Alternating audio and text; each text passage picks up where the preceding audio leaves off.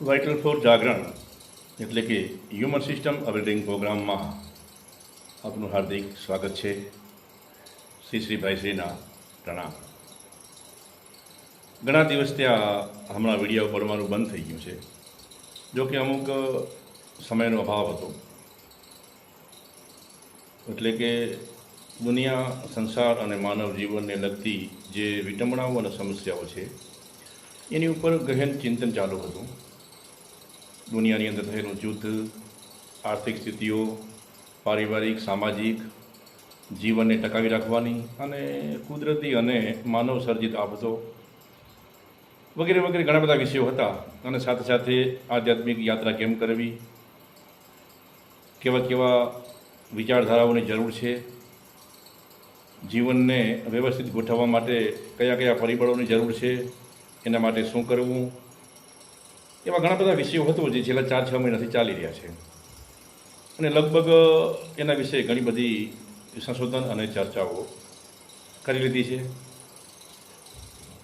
તો આજે એ વિશે થોડી ચર્ચા કરીએ.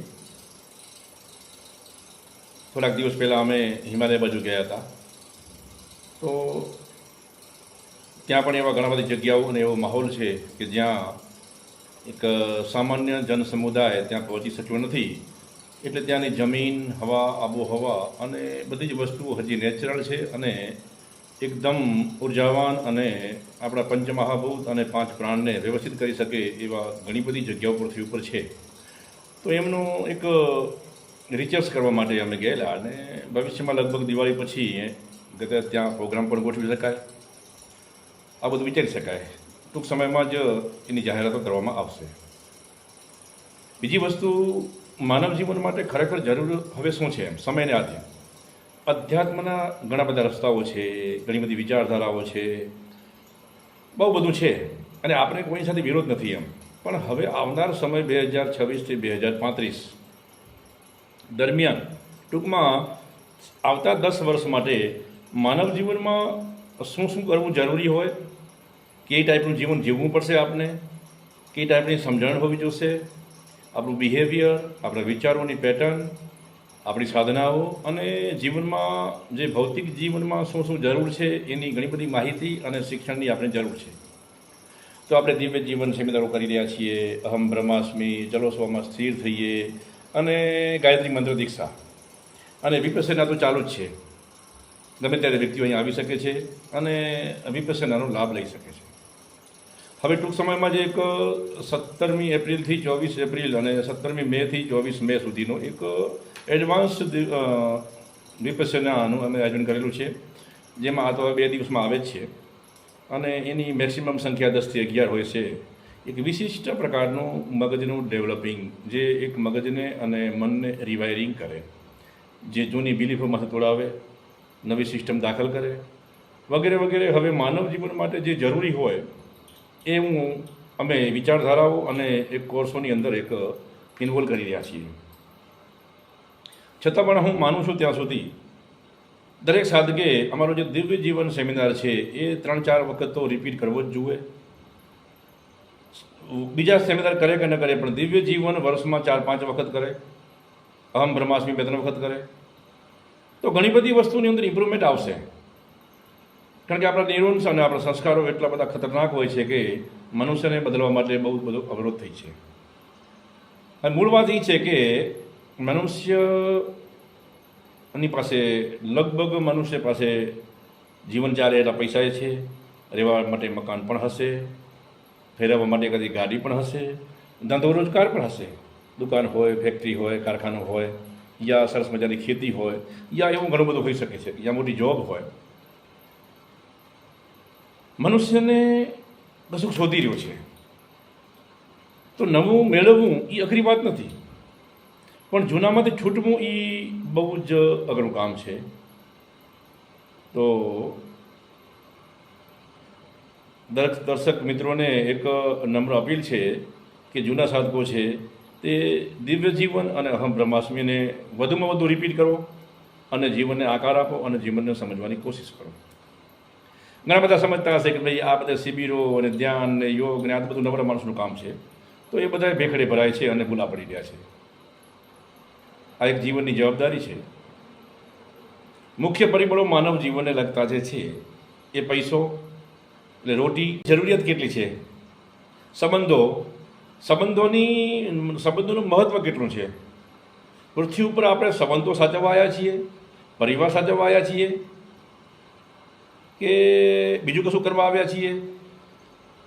આ બધું આપણે ધ્યાનમાં લેવું પડશે અને જીવનને આકાર દેવો પડશે. આવનાર પરિસ્થિતિ હવે જેની પાસે વધુ પૈસા હશે એ પૈસાવાળો નહીં કહેવાય, પણ જેની અંદર ધ્યાન આવડતું હશે, મન જેનું શાંત હશે અને જીવનના યોગ્ય નિર્ણયો લઈ શકવાની જેની કેપેસિટી હશે એ સુખી ગણાશે અને એ પૈસાદાર ગણાશે અને એ ઐશ્વર્યવાન અને સમૃદ્ધ ગણાશે. એટલે આ એક, હું કોઈ પૈસાનો વિરોધ નથી કરતો, પણ સમયે સમયે જીવનની અંદર અમુક ફેક્ટરોનું મૂલ્ય હોય છે. તો જેની પાસે માનસિક શક્તિઓ હશે, ધ્યાનની શક્તિ હશે, સમજણની શક્તિ હશે, તો તમે જીવનને એક વ્યવસ્થિત જીવી શકશો. તમારી પાસે અબજો રૂપિયા હોય કે લાખો રૂપિયા હોય, કે જીવન તમે ખાલી મેનેજ કરો છો કે બસ ચાલે છે, જીવન જીવાય છે એટલા હોય, પણ તમે રાજા છો, કારણ કે તમને તમારા મન ઉપર કાબૂ છે અને તમને ધ્યાનમાં ઉતરતે આવડે છે. હવે સમય આવી ગયો છે વાઇટલ ફૂડ જાગરણના સાધકોને ધ્યાનમાં ઉતારવાનો. બહુ બધી વાતો કરી. હા, નવા સાધકો માટે દિવ્ય જીવન ખુલ્લું છે અને હજી જે લોકોને ધ્યાનની અવસ્થાની ખબર નથી એ લોકો દિવ્ય જીવન કરી શકે છે, પણ એમાંથી 5-25% જે લોકો આગળ વધેલા છે, એડવાન્સ હોય, જેને બહુ સમય થઈ ગયો છે, એ લોકોને હવે ધ્યાનમાં ઉતારવાની વારો છે. તો એના માટે અલગ અલગ પ્રોગ્રામો બનશે. હમણાં વિડીયો ઓછા થઈ ગયા, અમે બહુ હાઇલાઇટ ના થયા, એટલે લોકોને એમ છે કે ભાઈ શ્રી સૂઈ ગયા હશે કે ઊંઘી ગયા હશે. અને દુનિયામાં લોકો, અને બીજી એક વસ્તુ માર્ક કરું, હું કોઈ ગર્વ નથી કરતો, પણ મેં છેલ્લા જે 8-10 વર્ષથી જે લોકો વાઇટલ ફોર્સ જાગરણ સાથે જોડાયેલા છે અને જેના સેમિનારો કરેલા છે, મેં હમણાં લગભગ બધાની હું ઓરા ચેક કરું છું. દુનિયામાં બેસ્ટમાં બેસ્ટ ઓરા એની થઈ ગઈ છે. તો શું તમે આને ચમત્કાર કહેશો, ઈશ્વરની કૃપા કહેશો, કે શિક્ષણનો પાવર કહેશો, યા રાઈટ સમજણ આવે એનો પાવર કહેશો? એ તમારે જે મૂલવણી કરવી હોય કરજો. એમ હું તમને નહીં કહું, પણ નોંધવા જેવી બાબત છે, નોંધવા જેવી બાબત છે. ભાઈશ્રીને સર્વપ્રથમ 2017થી 2022 સુધી તો ભાઈશ્રીને ખાલી લોકો ઊંઘ્યા રાખ્યા, ભાઈશ્રીને ચેક કર્યા રાખ્યા, અને ચેક કરવામાં એ લોકો વધારે પડતું ગુમાવી દીધું. જે એવા 15-20% હતા કે જે લોકોએ ભાઈશ્રી પર વિશ્વાસ મૂકીને આગળ વધતા ગયા, એનું જીવન એકદમ બેસ્ટ છે. તો સવાલ અહીંયા પોતાની જાત ઉપર કરવાનો છે કે આપણે ભાઈશ્રી સાથે જોડાઈને તમે કંઈ ગુમાવ્યું તો નથી ને? એમ ધારો કે કોઈ વ્યક્તિ એમ કહેશે કે ભાઈ અમને તો બહુ ખબર ના પડી. એમ ચલો કાંઈ વાંધો નહીં, તમને બહુ ખબર ના પડી, પણ તમે કશું ગુમાવ્યું તો નથી જ ને. તો જિંદગીમાં કશું ગુમાવવું અને કશું મેળવી લેવું એ આપણા નજરિયા ઉપર છે. જેમ જેમ અને દરેક વ્યક્તિઓ અહીંયા સેમિનારો કરવા આવે છે અને પોતાની જાતને ઇમ્પ્રુવમેન્ટ કરે છે, અને જે લોકો અહીંયા આવીને જે કાંઈ ખર્ચાના સ્વરૂપમાં ફી ચૂકવે છે વ્યવસ્થાના ભાગરૂપે, એ બધા જ પૈસાઓ એ પોતે વ્યક્તિ આવનાર સાધક પોતાની જાત ઉપર ખર્ચ કરે છે, નહીં કે કંઈ ભાઈશ્રી માટે કરે છે. આ પણ એક ધ્યાનમાં રાખવા જેવી વસ્તુ છે. દરેક આવનાર સાધક શિબિરાર્થી અહીં આવે છે અને જે કાંઈ અહીંયા વ્યવસ્થાના ખર્ચ રૂપે જે લોકો અહીંયા પૈસા આપે છે, મતલબ ફી કે તમે એને જે નામ આપી શકો તે, એ ફક્ત અને ફક્ત ભાઈશ્રીને પૈસા નથી આપતા, એ લોકો સિસ્ટમને પણ નથી આપતા. એ પૈસા પોતે વ્યક્તિ પોતાની જાત ઉપર ઇન્વેસ્ટમેન્ટ કરે છે. એવી રીતે સમજવાનું હોય, અને જે લોકો એવી રીતે સમજીને અહીં આવે છે એ લોકો બહુ આગળ વધે છે. તો બસ ખાલી એક મારી જાણકારી હતી. તો હવે એક નવા એંગલથી વાઇટલ ફોર્સ જાગરણ આપણી સામે રજૂ થઈ રહ્યું છે. આવનાર સમયની અંદર આર્થિક સ્થિતિઓ, પારિવારિક સ્થિતિઓ, એ તમામ ચીજોની અંદર કેટલા ટકા ભાગ લેવો, કેટલું એને મહત્ત્વ આપવું, કઈ ચીજમાં વધુ મહત્ત્વ આપવું, કઈમાં નહીં આપવાનું, અહીં કંઈ બિનજરૂરી છે, કેટલું જરૂરી છે, એ બધા વિષયની હવે ખુલાસાઓ કરવામાં આવશે સેમિનારોની અંદર દિવ્ય જીવનમાં.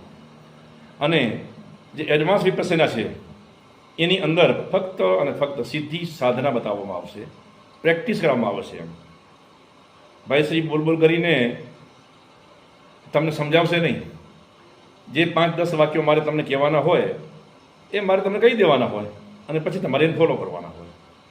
હવે એક્ઝેક્ટ જે એડવાન્સ મનુષ્યો છે કે જેને કશું કરવું છે એ લોકો ઉપર વિશેષ ધ્યાન આપી અને સાધનાઓ થશે. દિવ્ય જીવન દર મહિને એક સેમિનાર થશે, ચાલુ જ રહેશે. હમ બ્રહ્માસ્મિ પણ ચાલુ રહેશે અને વિપસ્સના પણ ચાલુ છે. આ યુદ્ધની પરિસ્થિતિની અંદર ગેસના બાટલાઓની અછત, આપણે આવા ટોપિક ઉપર ચર્ચા નથી કરતા, પણ ક્યાંક ને ક્યાંક આવનાર સ્થિતિ આપણા જીવનને પ્રભાવિત કરશે, પોઝિટિવલી કે નેગેટિવલી.